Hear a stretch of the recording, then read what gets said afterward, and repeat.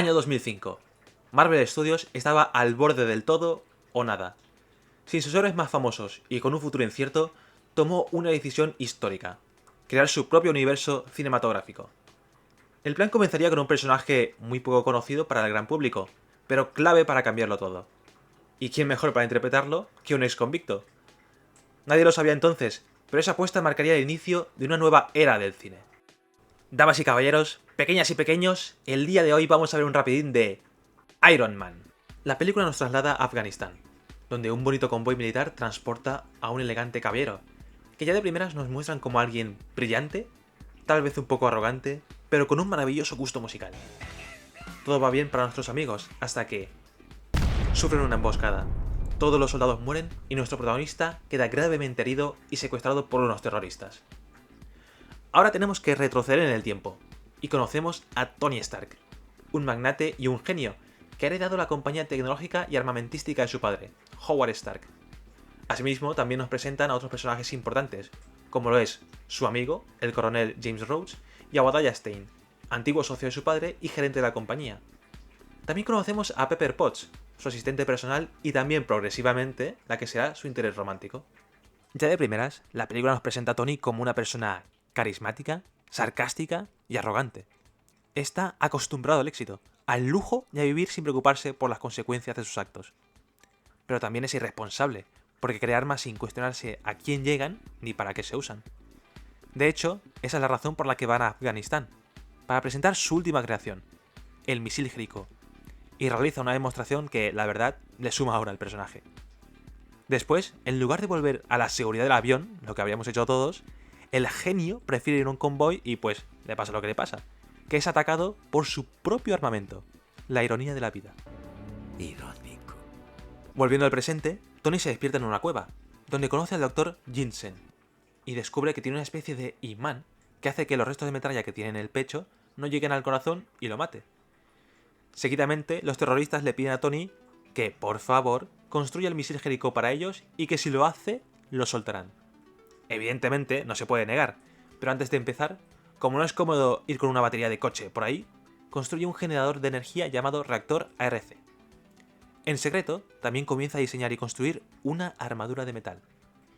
Como los terroristas tampoco son tontos, irrumpen y tenemos una secuencia de escape.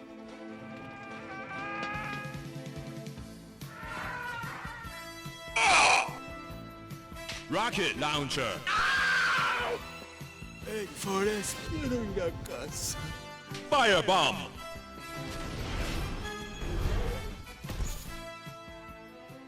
Dos cosas que me parecen curiosas. En estas escenas, los terroristas llueven de balas a Tony, pero ninguna bala va a los ojos. Es decir, por pura probabilidad, al menos alguna bala debería haberle dado en un ojo, pero por la gracia del Señor, eso no ocurre. Luego, cuando él sale volando y cae al suelo, no se hace nada, ni un hueso roto. Solo por la velocidad y la altura de la caída, debería haber pedazos de Tony por todo el suelo. Pero bueno, podemos ignorarlo, porque si Tony hubiese muerto, pues tampoco habría peli, ¿no? Luego de ser rescatado y volver a casa, el señor Stark toma una decisión drástica: dejar de fabricar y vender armas. Algo que sorprende a todos, y en especial a Obadiah, que no está para nada de acuerdo y se mosquea bastante, porque las acciones de la compañía bajarían y bueno, le interesa más lo que a todo el mundo le interesa. Luego de fabricar otro reactor, Tony comienza con su proyecto personal. Con una alta tecnología y con la ayuda de su IA Jarvis, empieza a diseñar y construir una versión mejorada de su armadura.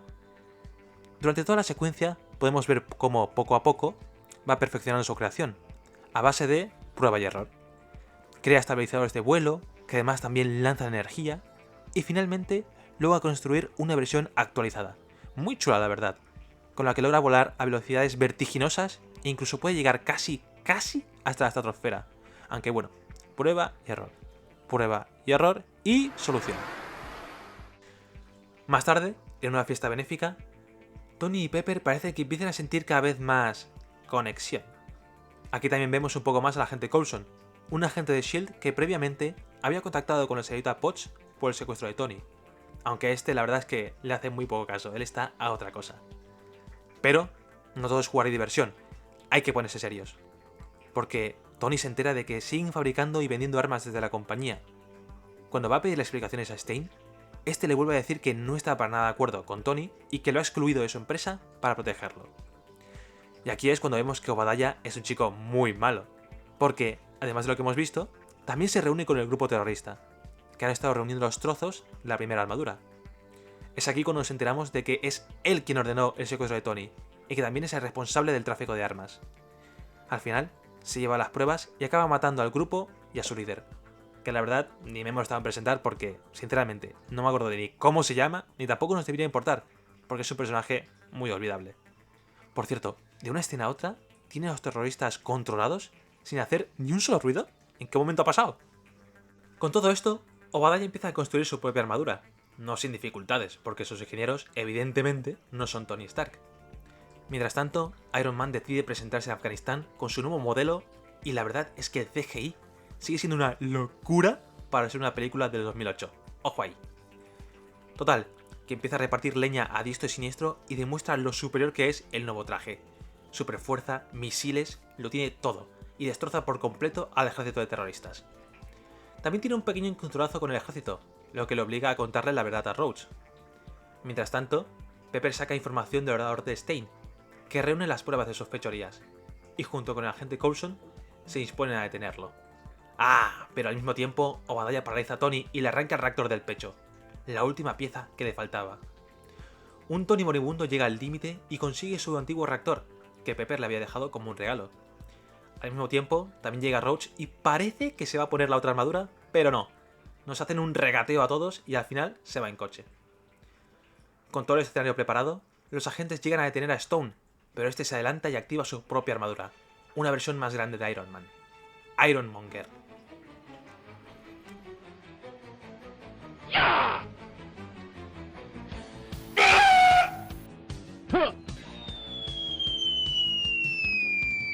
Heavy machine gun.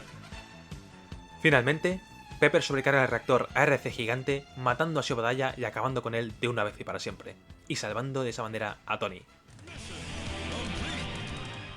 Pero vamos a ver, ¿no nos hemos tragado 30 minutos de Tony aprendiendo a usar el traje? Obadiah lo usa como si hubiese nacido dentro de él.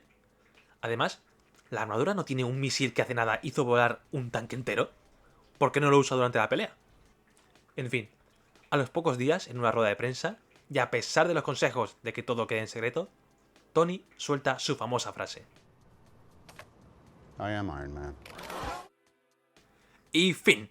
O bueno, aún no, porque en los postcréditos vemos como un misterioso hombre de negro, Nick Fury, director de S.H.I.E.L.D., visita a Tony para hablarle de un proyecto, la Iniciativa Vengadores. Pues bien, ahora hemos visto la película, pero abro sección. ¿La has entendido? Sí, igual que un libro, hasta de una película que parece simple podemos sacar lecciones. Iron Man es una historia muy sencilla. Un hombre que aprende que vivir bien no es vivir cómodo, sino vivir siendo responsable de lo que eres capaz de hacer. Tony Stark vive rodeado de éxito, de poder, de libertad.